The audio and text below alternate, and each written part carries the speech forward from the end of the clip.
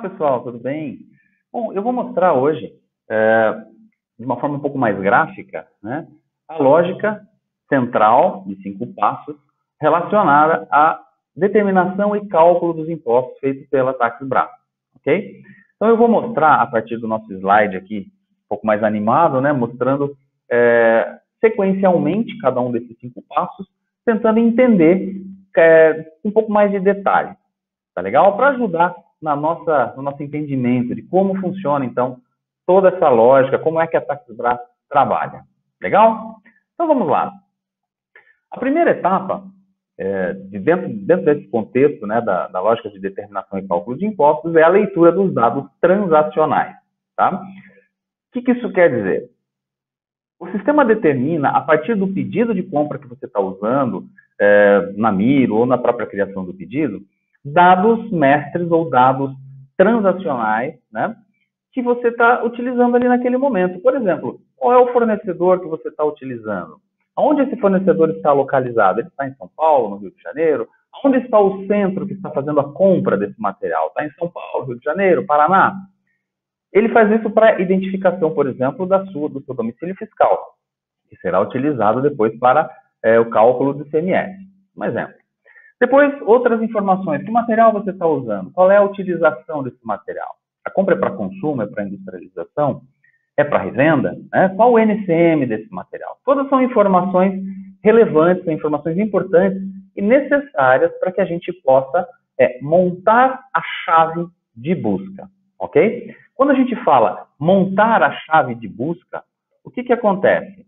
A gente monta, então, uma chave para procurar, para buscar, ou seja, para fazer a determinação, né, das alíquotas, das bases e dos textos. Eu vou mostrar aqui no SAP, por exemplo, um pedido, pegar um pedido de compra, ok? E mostrar aqui, basicamente, né, algumas informações que são relativas aos dados mestres, a leitura dos dados transacionais, correto? E que são utilizados para essa montagem das chaves. Eu vou falar um pouco mais das chaves já já.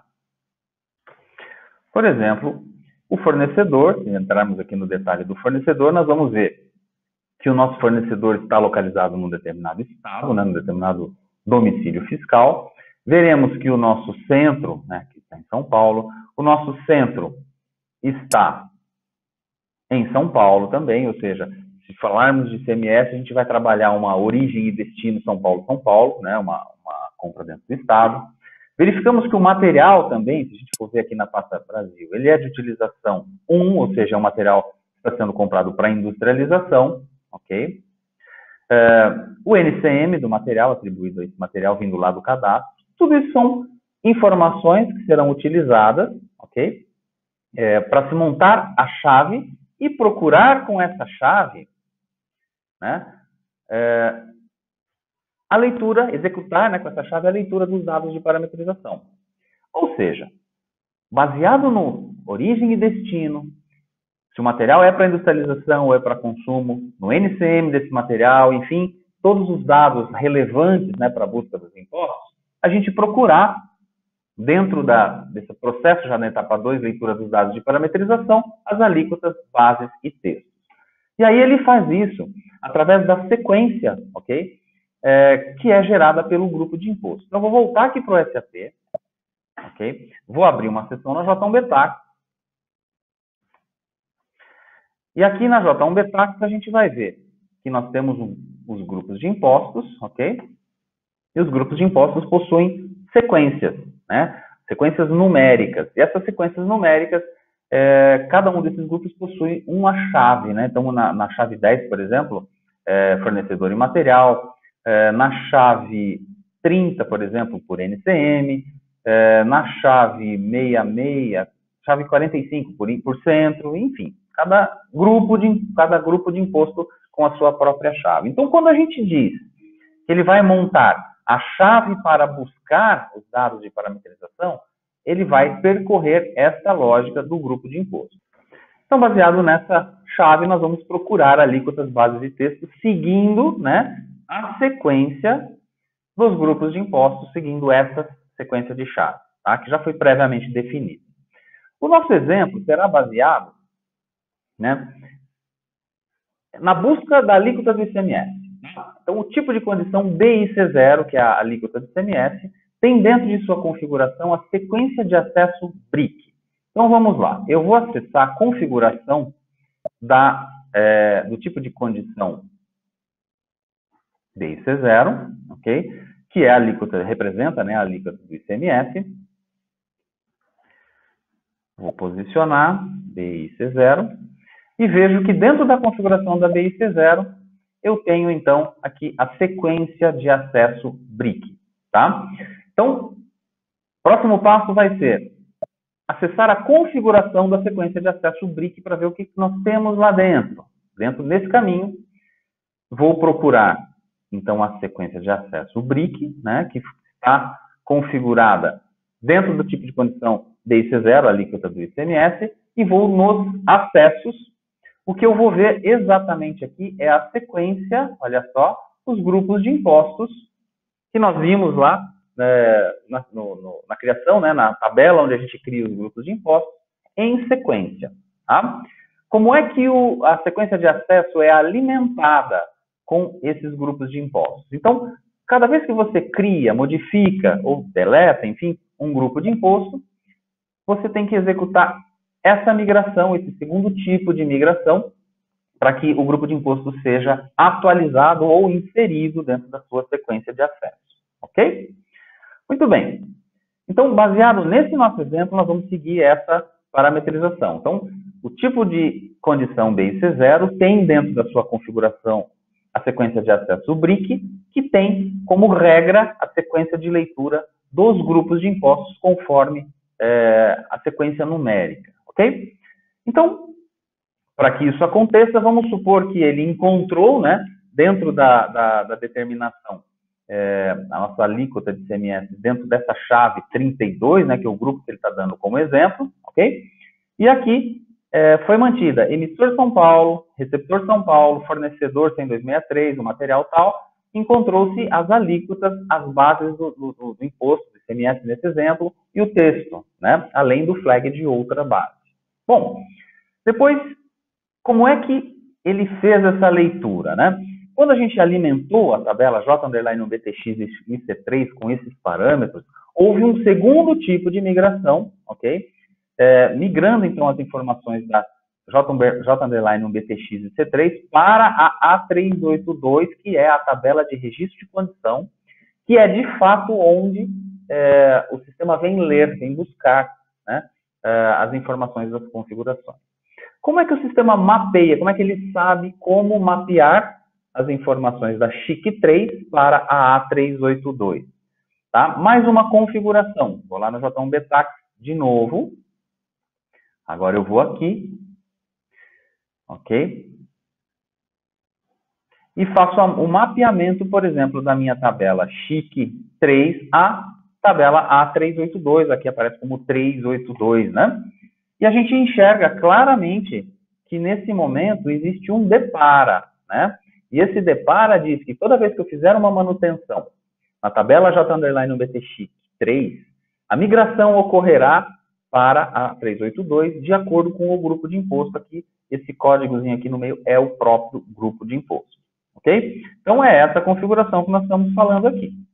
Depois, para que a migração ocorra tecnicamente, a gente faz uma outra configuração também na J1BTax, amarrando os códigos internos, que não começam com NF, tá? Aos tipos de condições que receberão essa migração. Então, vamos lá, novamente. Aqui temos uma outra configuração, também aqui, atribuir condições a códigos internos. E aqui a gente tem, por exemplo, né, BIC0, que é a condição que a gente está analisando, que é a alíquota do ICMS, está aqui, ó. ICM Rate é um código interno mapeado a BIC0. Se a gente falar da base, do flag de outras, está aqui a BIC2. Se a gente falar do texto, é a blip, e assim sucessivamente. Aqui no slide, aqui no PPT, a gente consegue ver melhor, né, o mapeamento de cada código interno amarrado com cada condição que receberá a migração. Ok? Passando para a próxima parte, aqui a configuração. A gente já vai falar da etapa 3, né? Cálculo do imposto, né? Então, o sistema, antes de mais nada, antes de iniciar o cálculo do imposto, a fórmula 320 irá fazer algumas verificações, né? Primeiro, se o CBT está ativo, vai verificar se o esquema Tax-BRA é o que está atribuído ao país, e vai verificar também se a Tax-BRA é relevante para a CBT e quem é a aplicação que está chamando, né? Neste caso, se for uma aplicação TX, entende-se que é MM que está chamando a execução do cálculo. Se for uma aplicação V, entende-se que é SD que está chamando a aplicação do cálculo.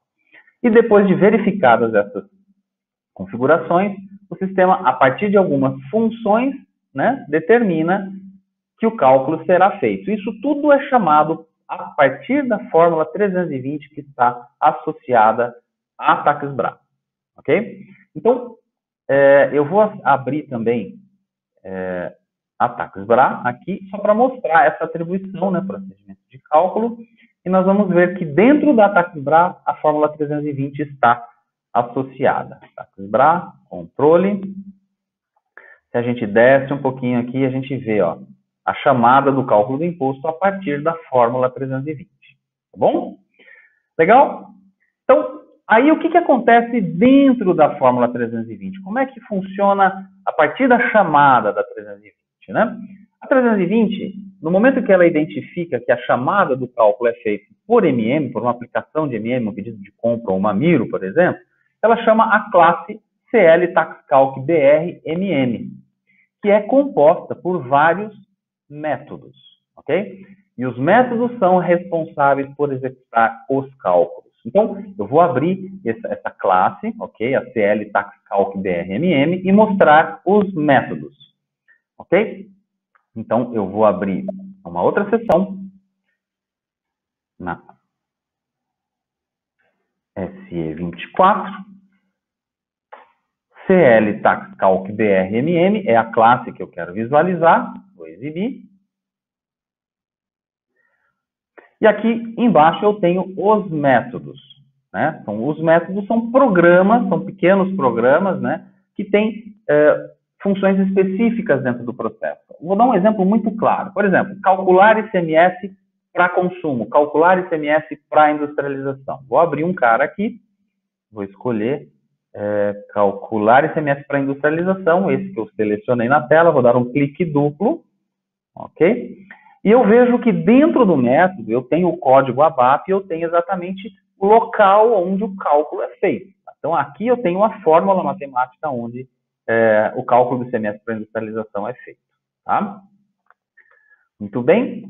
Depois disso tudo, todos os cálculos são feitos para todos os impostos, eu digo todos mesmo, ICMS, PI, PIS, COFINS, todos eles são calculados nesse momento.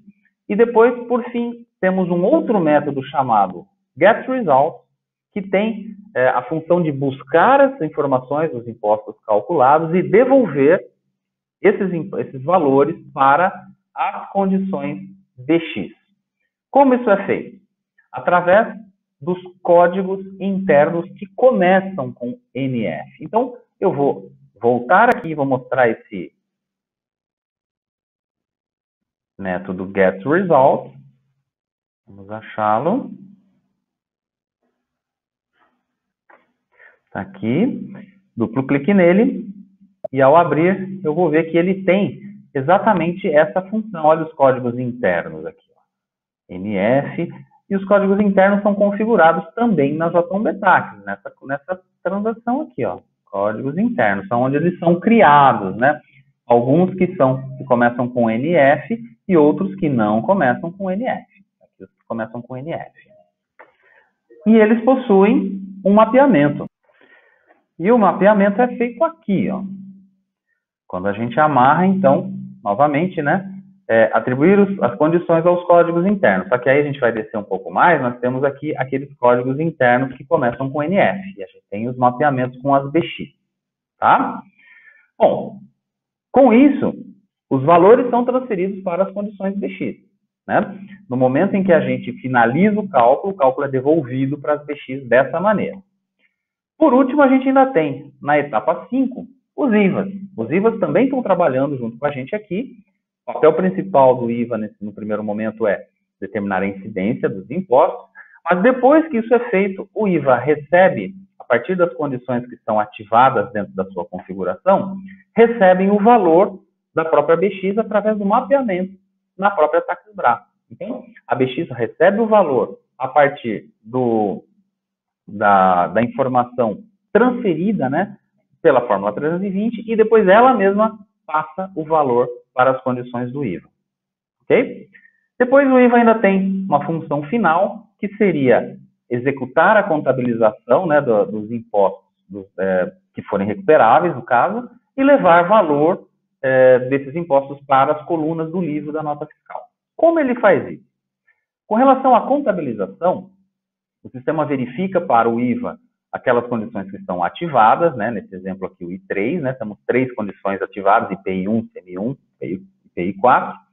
E dessas chaves que estão ativadas aqui, que estão atribuídas às condições, elas são, na transação OP40, alimentadas com as contas contábeis responsáveis por receber a contabilização. Normalmente são transações mantidas por FI, né? E na outra transação, a OBCN, é onde as chaves de contas são criadas, ok? Então, aqui a gente aponta qual conta contábil fica atribuída a cada chave de conta. Por fim, os valores vão para a nota fiscal, para as colunas do livro da nota fiscal, também a partir das condições que estão ativadas dentro do IVA, a partir da configuração de mapeamento de nota fiscal. Aqui a gente tem um depara, né, que para cada condição do IVA, para cada condição ativada no IVA, existem algumas condições BX que são mapeadas para levar, né, são responsáveis por colocar cada valor corretamente na sua coluna, na coluna de valor contábil, valor do imposto, coluna outras, coluna isentas. Esse mapeamento é feito também aqui na J1BTax, atribuição de nota fiscal, valores fiscais de MM. Ok? Então, aqui ele vai mostrar, por exemplo, aquele exemplo que a gente estava olhando, que era o ICM1, né? Vou pegar aqui, dar um clique duplo nele, ou selecionar aqui no detalhe. A gente tem, então, para a ICM1, quais são as condições BX que irão transferir valor para as colunas do livro fiscal lá na nota. Ok? Então, pessoal, basicamente, essa é a lógica central, né? A lógica de 5 etapas, 5 passos, para que a gente possa fazer a determinação dos impostos, alíquotas, bases, os textos dos impostos e o cálculo, né, dos impostos, levando esses valores para a nota e contabilizando aqueles impostos que, porventura, sejam recuperados. Tá legal? Legal, pessoal. Muito obrigado. Até a próxima. Em breve nos vemos novamente. Até já.